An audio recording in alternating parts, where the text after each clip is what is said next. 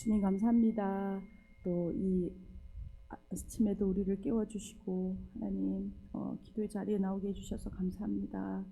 하나님 이 무더운 여름날 하나님 우리 건강을 지켜주시고 또 하나님 우리가 더욱더 간절히 주님께 기도하는 이 한 달 될 수 있도록 말씀을 붙들고 살아갈 수 있는 이 하루 될 수 있도록 은혜 베풀어 주십시오.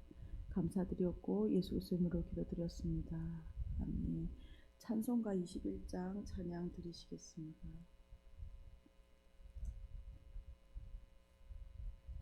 찬송가 21장입니다.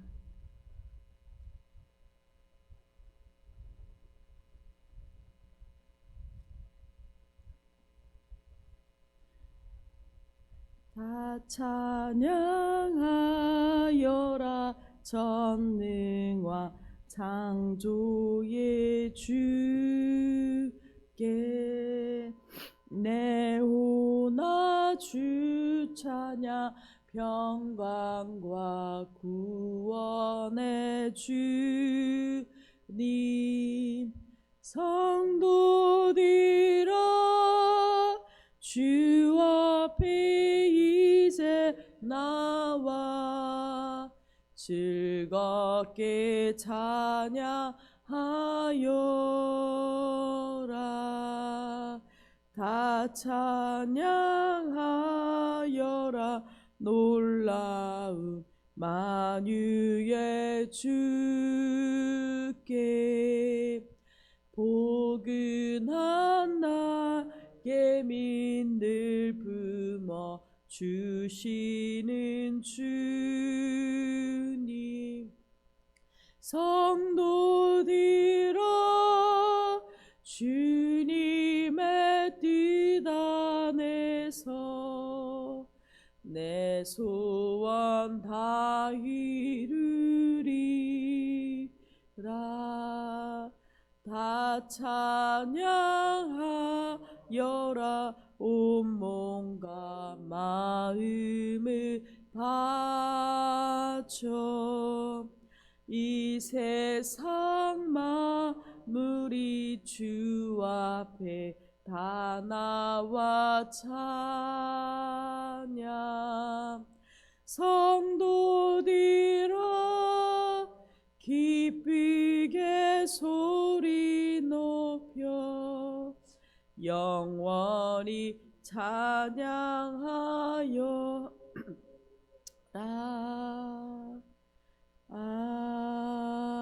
아멘. 아멘.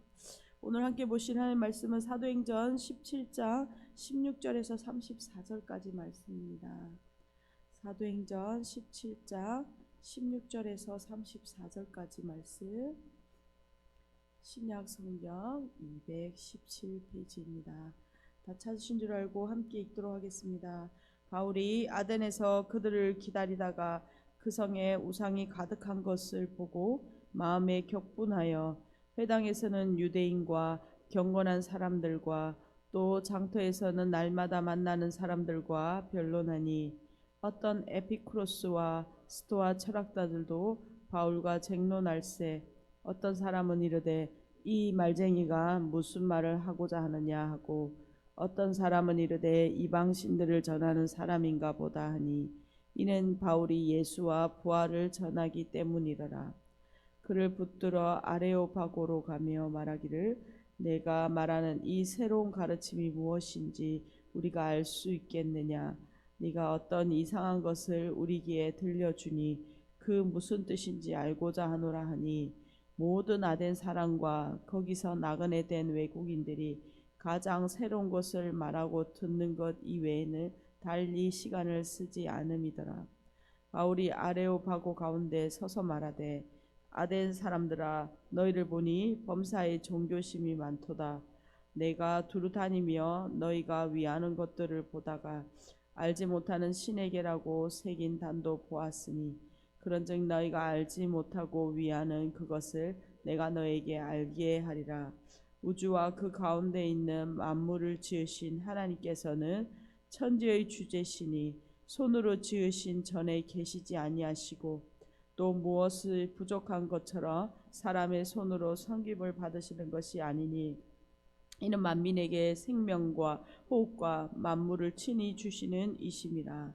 인류의 모든 족속을 한 혈통으로 만드사 온 땅에 살게 하시고 그들의 연대를 정하시며 거주의 경계를 한정하셨으니 이는 사람으로 혹 하나님을 더듬어 찾아 발견하게 하려 하심이로되 그는 우리 각 사람에게서 멀리 계시지 아니하도다. 우리가 그를 힘입어 살며 기동하며 존재하느니라. 너희 시인 중 어떤 사람들의 말과 같이 우리가 그의 소생이라 하니 이와 같이 하나님의 소생이 되었은즉 하나님을 금이나 은이나 돌에다가 사람의 기술과 고안으로 새긴 것들과 같이 여길 것이 아니니라. 알지 못하던 시대에는 하나님이 관가하셨으니와 이제는 어디든지 사람에게 다 명하사 회개하라 하셨으니 이는 정하신 사람으로 하여금 천하를 공의로 심판할 날을 작정하시고 이에 그를 죽은 자 가운데서 다시 살리신 것으로 모든 사람에게 믿을 만한 증거를 주셨음이니라 하니라. 그들이 죽은 자의 부활을 듣고 어떤 사람은 조롱도 하고 어떤 사람은 이 일에 대하여 내 말을 다시 듣겠다 하니 이에 바울이 그들 가운데서 떠나매 몇 사람이 그를 가까이하여 믿으니 그 중에는 아레오파고 관리 디오누시오와 다마리란 하는 여자와 또 다른 사람들도 있었더라. 아멘. 저희는 지금 16장부터 시작된 사도 바울의 2차 선교 여행을 묵상하고 있습니다. 바울과 실라와 또 디모데 누가와 합류하면서 3년간의 전도 여행을 하고 있는데요. 어제 본문에서는 빌립보에서 데살로니가 베레아에서 복음을 전했고 이제 배를 타고 아덴으로 건너가게 됩니다. 특별히 어제 본문은 사도 바울의 일반적인 선교의 패턴을 보여주고 있는데요. 도시에 들어가면 유대인 해당에 들어가 그 하나님의 말씀을 전하고 그 가운데서 믿는 자와 믿지 않는 자로 나뉘어지게 됩니다. 주로 믿는 자들은 이방인들이었고 이들을 중심으로 교회 공동체가 이루어집니다. 그러나 복음을 받아들이지 않는 유대인들은 계속적으로 사도 바울을 핍박하며 도시를 이동하게 되는 이유가 되죠. 그래서 다른 도시로 들어가게 되고 핍박으로 인해서 다시 또 그곳에서 동일한 패턴으로 복음을 전하게 됩니다. 오늘은 이 아덴에 들어가서 그 다음에 오늘 유명한 아레오바고 설교라고 하는 그 사도 바울의 복음 증거를 이렇게 만나게 됩니다. 16절입니다. 바울이 아덴에서 그들을 기다리다가 그 성에 우상이 가득한 것을 보고 마음이 격분하여. 바울은 데살로니가로부터 온 유대인들의 선동과 박해로 인해서 어쩔 수 없이 이제 에덴으로 혼자 피신을 하게 되었습니다. 그리고 지금 바울은 홀로 아테네에 머물면서 실라와 디모데가 동역자들이 오면 함께 복음을 증거하기 위해서 기다리고 있는 상황이었습니다. 이 아테네 우리가 잘 아는 고대 그리스의 수도이며 헬라 문화의 중심지입니다. 그곳은 문학과 철학으로 유명한 곳이죠. 우리가 잘 아는 소크라테스 또 그의 제자 플라톤의 출생지이고 또 아리스토텔레스, 에피쿠로스 등 세계 철학이 그곳에서 중심지였습니다. 이 바울은 지금 동역자들을 기다리다가 그의 마음이 격분하게 됩니다. 이 격분하다라는 뜻을 보면 직역으로 하면 그의 속에서 영이 흥분했다라고 말합니다. 바울이 이렇게 그 영이 흥분한 이유는 바로 그 도시 아테네가 우상으로 가득한 도시였기 때문이죠. 아테네는 그 우상에게 그 신전의 도시로 유명합니다. 파르테논 신전 등 여러 신전들이 즐비하였고 그 사람들은 무엇이든지 새로운 신이 전파되면 그 신을 위해서 사원이나 제단을 만드는 사람들이었습니다. 17절입니다. 회당에서는 유대인과 경건한 사람들과 또 장터에서는 날마다 만나는 사람들과 변론하니 바울은 다른 도시에서처럼 회당에서 복음을 전했고 또 유대인들과 그곳의 경건한 이방인들과 변론을 이어갔습니다. 복음에 대해서 계속 증거했죠. 특별히 아테네에서는 다른 도시들과 달리 그 장터 아고라에서 날마다 아테네 시민들과 변론을 했습니다. 이 가운데서 18절에 보면 아덴 거리에서 토론하던 중 상대 에피쿠로스와 스토아 학파 이 철학자들이 있었는데 이 철학자들과 지금 논쟁을 하게 되는 것이죠. 이 시대의 철학자들은 세계관과 종교와 과학을 아우르는 것이었습니다. 말하자면 그 당시에 최고의 지식들, 이 지성들을 가지고 있는 것이죠. 특히 인기가 많았던 두 사조가 있었는데 에피쿠로스와 스토아 철학이었습니다. 그런데 18절에 보면 그들은 사도 바울을 말쟁이라고 부르며 그를 경멸하고 있습니다. 이 말쟁이라는 뜻을 보면 밭에 뿌려진 씨앗들을 낚아채 먹는 새처럼 다른 사람들이 하는 말을 자기 마음대로 모아서 자신의 말인 양 떠벌리는 사람이다라고 사도 바울을 비하했습니다. 또한 또 어떤 사람들은 바울을 낯선 신을 전하는 자라라고 이해했죠. 바울이 예수라는 신과 부활이라는, 그들은 이것을 환생이라고 생각한 것 같습니다.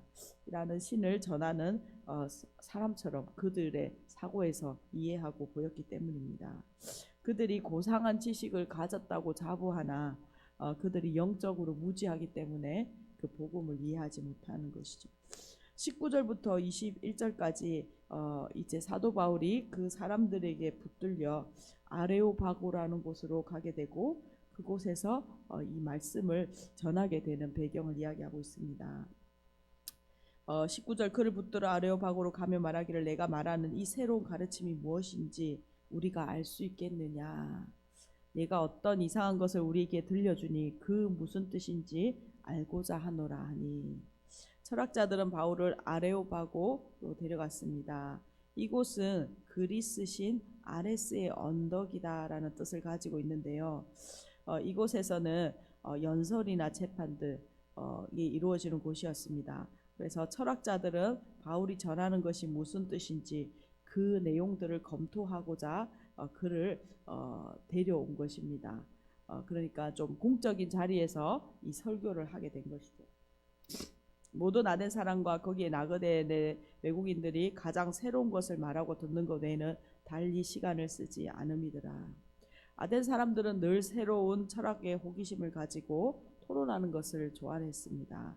그리고 바울이 전한 새로운 가르침에 관하여서 이렇게 도시 전체가 관심을 보이고 있는 것이죠.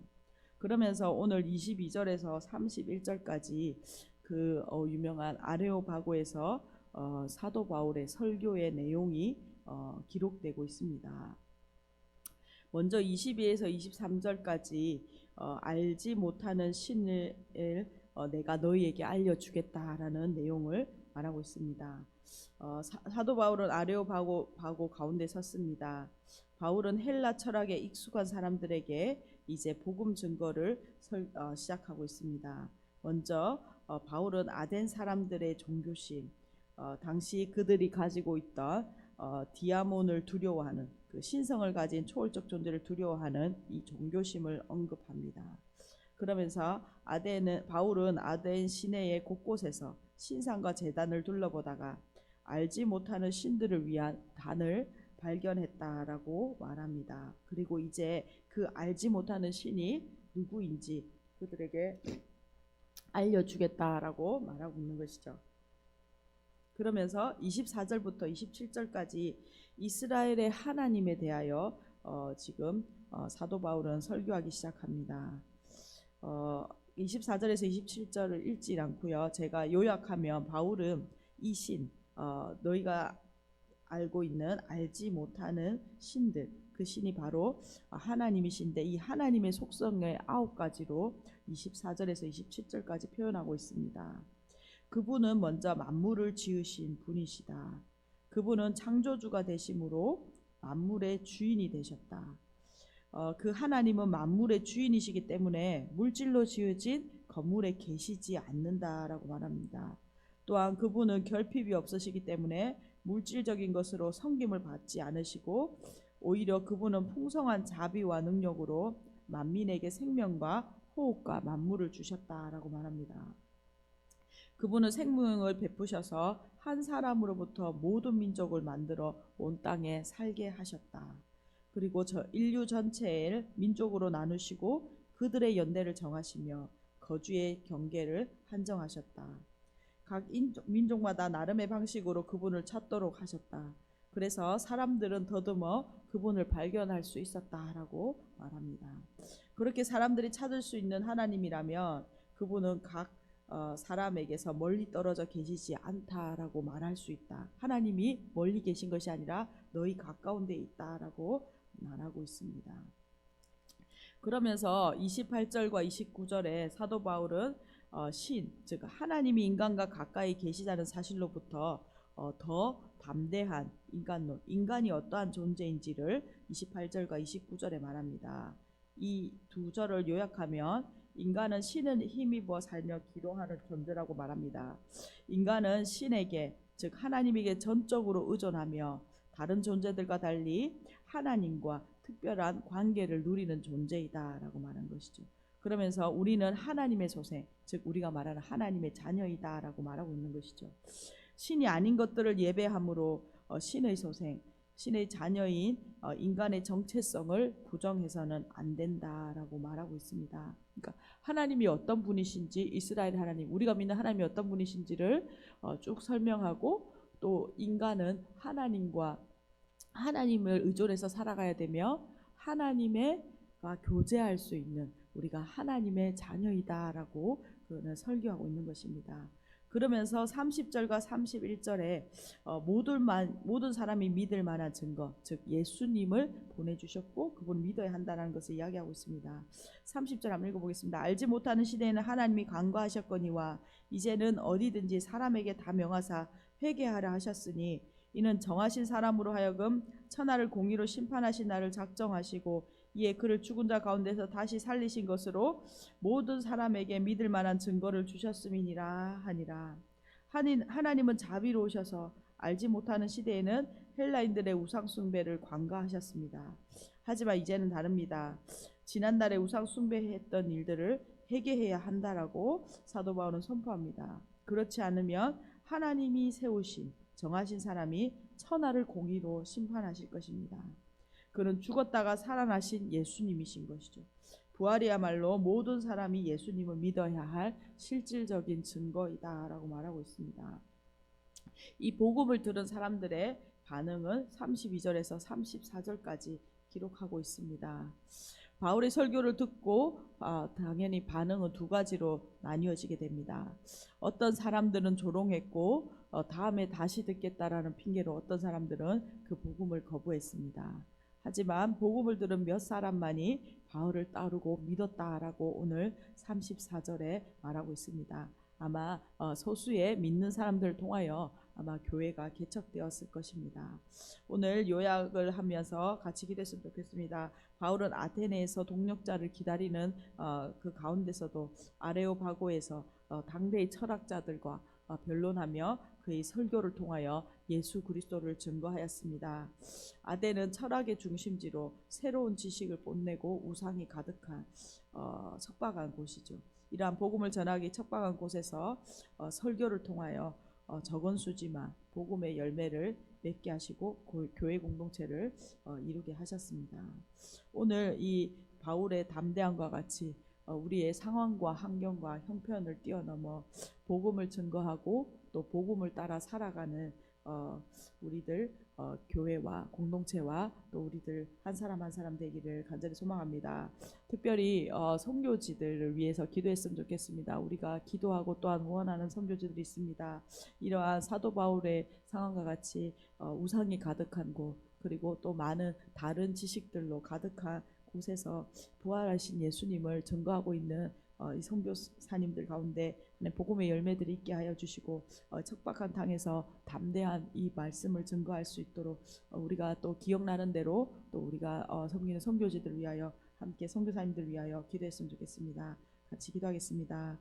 주님 감사합니다. 하나님 오늘 아테네에서 하나님 당대에 하나님 아버지 지성과 하나님 우상으로 가득한 가장 새로운 것들을 환영하는 그 도시 가운데서 하나님 사도 바울이 복음을 증거하는 그 설교의 내용을 우리가 함께 묵상하였습니다. 하나님이 어떤 분이신지, 또한 인간이 어떠한 존재인지, 우리가 예수를 믿어야 하는 것을 하나님 아버지 그 시대 가운데 하나님 사도 바울이 증거하였는데, 하나님 환경과 상황에 하나님 뛰어넘어 하나님 복음을 증거하고 그 가운데 하나님 믿는 자들을 하나님 했던 것처럼 하나님 우리가 환경과 상황을 뛰어넘어 하나님 복음을 따라 살아가는 사람들 되게 하여 주시고, 하나님 구원의 복음을 하나님 증거할 수 있는 하나님 우리가 믿음을 허락하여 주시고, 하나님 담대한 용기들을 허락하여 주십시오. 특별히 하나님 선교지들을 기억합니다. 선교사님들을 기억합니다. 여전히 하나님 이 아레오파고와 같이 하나님 척박한 하나님 아버지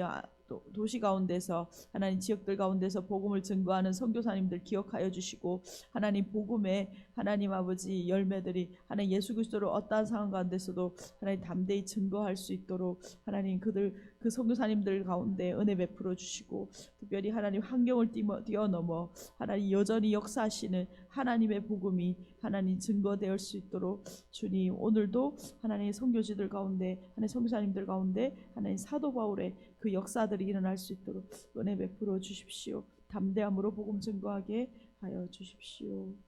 아멘. 주님 감사합니다.